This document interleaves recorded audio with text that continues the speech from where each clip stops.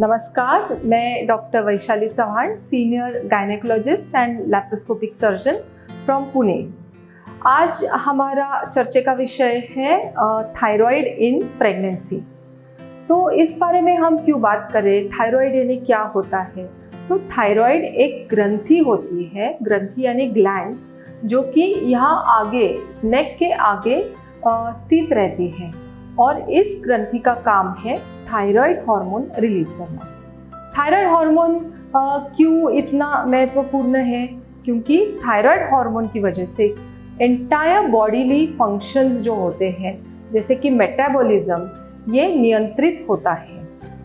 कभी कभी ये देखा जाता है कि थायराइड ग्रंथि में थोड़ी बहुत गड़बड़ी होती है और इसके कारण हाइपर थायराइड होता है, यानी थायराइड हार्मोन शरीर में बढ़ जाता है, या कभी कभी हाइपोथायराइड यानी थायराइड का प्रमाण शरीर में कम हो जाता है। तो हम जो आज बात करने वाले हैं that is regarding hypothyroidism in pregnancy. ये क्यों इतना महत्वपूर्ण है? क्योंकि थायराइड जो हार्मोन है उसकी कमतरता की वजह से ना कि बढ़ने वाले शिशु परंतु गर्भवती स्त्री में भी काफ़ी प्रॉब्लम्स क्रिएट हो जाते हैं। दोनों के स्वास्थ्य पे परिणाम हो सकता है। तो किस तरह से परिणाम होता है?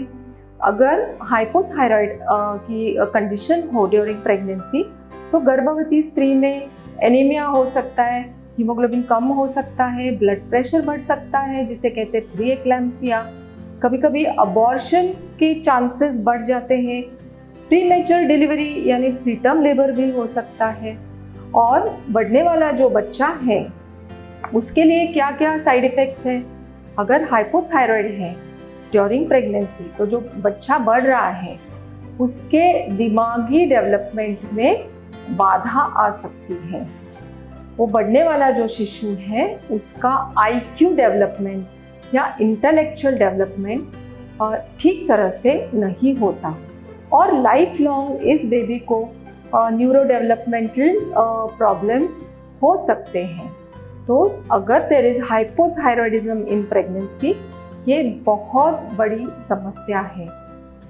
हम देखते हैं कि ऑलमोस्ट 13% भारतीय स्त्रियों में पाया जाता है। तो इसके लिए क्या करना चाहिए? तो इसके लिए थायराइड की गोली लेना बहुत ज़्यादा ज़रूरी है।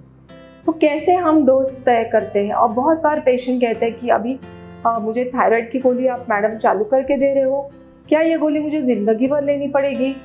तो मेरा ये कहना रहता है कि छोटी सी गोली है, अगर आप ले सकते हो और इससे आपको फ़ायदा होने वाला है तो क्यों न ले। तो थायराइड गोली का डोज हम कैसे एडजस्ट करते हैं? और इसके लिए कुछ ब्लड टेस्ट करना ज़रूरी होता है, जैसे कि serum T3, T4, TSH level, कभी कभी हम TPO एंटीबॉडीज़ भी करते हैं। एंड अगर हाइपोथायराइड बहुत ज़्यादा हो, जैसे कि TSH लेवल बहुत ज़्यादा हो, then we involve endocrinologist, physician, इनका भी हम ओपिनियन लेते हैं। शुरुआत में कम डोज से गोली चालू करेंगे और 6 हफ्ते के बाद हम वापस पेशेंट का ब्लड टेस्ट करते हैं। अगर सब कंट्रोल में है तो सेम डोज कंटिन्यू कर सकते हैं, अगर ज़रूरत पड़ी तो डोज बढ़ा भी सकते हैं, इसे कहते हैं titration. So it takes 6 weeks for thyroid level to become normal. बहुत सारे प्रश्न हमें पूछे जाते हैं कि ये जो हम गोली ले रहे हैं क्या इससे बच्चे को कोई हानि हो सकती है? तो बिल्कुल ही नहीं। ये जो गोली है ये बेबी के लिए बिल्कुल सुरक्षित है, सेफ है। दूसरा प्रश्न ये है कि इसके लिए गोली लेने के लिए कोई स्पेसिफिक टाइमिंग है? हाँ, ये गोली जो हम एडवाइस करते हैं ये सुबह खाली पेट ही लेनी होती है और गोली लेने के बाद half an hour to 45 minutes कुछ भी नहीं खाना है, चाय नहीं पीनी है, दूध नहीं पीना है और कुछ भी नहीं खाना है। तो ये किस लिए? तो अगर आप खाली पेट लोगे तो एब्जॉर्प्शन बढ़ जाता है और इसका इफेक्ट ज़्यादा दिखाई देगा। बहुत बार पेशेंट पूछते हैं कि मैडम आपने आयरन की टैबलेट दी है, कैल्शियम दी है, क्या हम ये सब साथ में ले सकते हैं? तो बिल्कुल ही नहीं। थायराइड की गोली सुबह उठते ही खाली पेट लेनी है आयरन की टैबलेट आप सुबह ले सकते हो, कैल्शियम दोपहर में ले सकते हो, पर ये सब साथ में नहीं लेना है। और बहुत सारे सवाल ऐसे रहते हैं कि मुझे हाइपोथायराइड हुआ, इसके क्या सिम्टम्स हैं, क्या लक्षण है। तो बहुत बार कोई भी लक्षण नहीं रहता, और जब हम रेगुलर चेकअप करते, ब्लड टेस्ट करते प्रेग्नेंट पेशेंट के, तब हमें पता चलता है कि पेशेंट को हाइपोथायराइड है। जब सिम्टम्स आते हैं तब तक डिजीज काफ़ी प्रोग्रेस हो चुका होता है। कॉमन सिम्टम्स ऑफ हाइपोथायराइडिज्म ये है कि वजन बढ़ना, कब्ज होना, थकान महसूस करना, या बहुत ठंडी लगती है या बहुत गर्मी लगती है, ये कॉमन सिम्टम्स रहते हैं।